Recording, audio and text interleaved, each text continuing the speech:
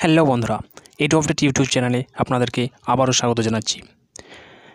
একটা নামাদামি নিউজ পোর্টালে উঠে এসছে যে বাংলায় এক বিশেষ ক্ষেত্রে 10 লক্ষ কর্মসংস্থানের কিন্তু ঘোষণা করা হয়েছে। তো কোন ক্ষেত্রে 10 লক্ষ কর্মসংস্থান হচ্ছে সেটা আজকে আমরা দেখে নেব। তো চলুন চলে যাচ্ছি সেই নিউজে।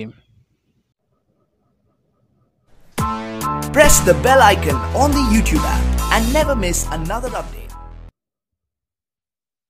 তো এখানে দেখুন, কলকাতা 24x7 একটা অনলাইন নামি দামি নিউজ পোর্টাল। তো এখানে লেখা রয়েছে বাংলায় এই ক্ষেত্রে 10 লক্ষ বেকার কর্মসংস্থানের ঘোষণা। তো বন্ধুরা, আজকে আমরা দেখে নেব 10 লক্ষ বেকার কর্মসংস্থানের ঘোষণা করা হয়েছে কোন ক্ষেত্রে। পোশাক শিল্পে দারুণ উন্নতি করছে বাংলা, আর এই শিল্পে এখনও পর্যন্ত 20 লক্ষ মানুষের কাজ হয়েছে, আরও 10 লক্ষ লোকের কর্মসংস্থান হবে, এমনটাই জানিয়েছেন রাজ্যের অর্থমন্ত্রী অমিত মিত্র। বণিক সমাজের এক অনুষ্ঠানে গিয়ে এমনটাই জানিয়েছেন তিনি। তো বন্ধুরা, সেটার ক্ষেত্রটা হচ্ছে পোশাক শিল্পের ক্ষেত্রে কিন্তু 10 লক্ষ কর্মসংস্থান হচ্ছে। মন্ত্রী জানিয়েছেন কর্মসংস্থান বাড়াতে পোশাক শিল্পকে বিশেষ গুরুত্ব দেওয়া হচ্ছে। ইতিমধ্যে রাজ্যে 6টি শিল্প পার্ক রয়েছে, সেখানে প্রচুর কর্মসংস্থান হয়েছে। 8টি সরকারি পার্কে পোশাক শিল্পে ইতিমধ্যে 20 লক্ষ মানুষ কাজ পেয়েছেন বলে দাবি অমিত মিত্রের। একই সঙ্গে তিনি আরও দাবি করেন আগামী দিনে এই শিল্পে আরও অন্তত 10 লক্ষ লোকের কাজ হবে।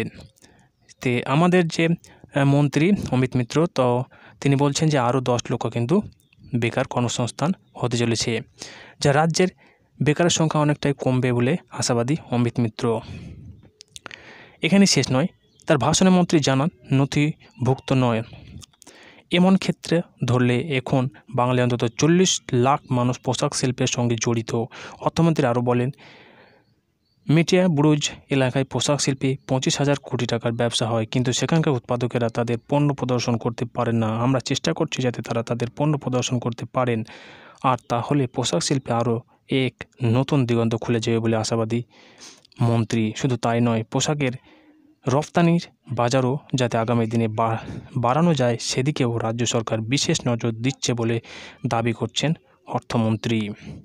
তো বন্ধুরা, পোশাক শিল্পের জন্য একটা গুরুত্বপূর্ণ আপডেট কিন্তু উঠে এসেছে যে কলকাতা 24x7 নিউজ পোর্টালে যে 10 লক্ষ কর্মসংস্থান কিন্তু পোশাক শিল্পে ঘটছে।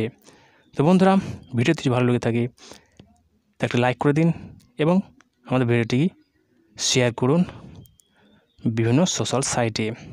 তো আজকে এই ভিডিও আজকের মতো এখানেই। ধন্যবাদ।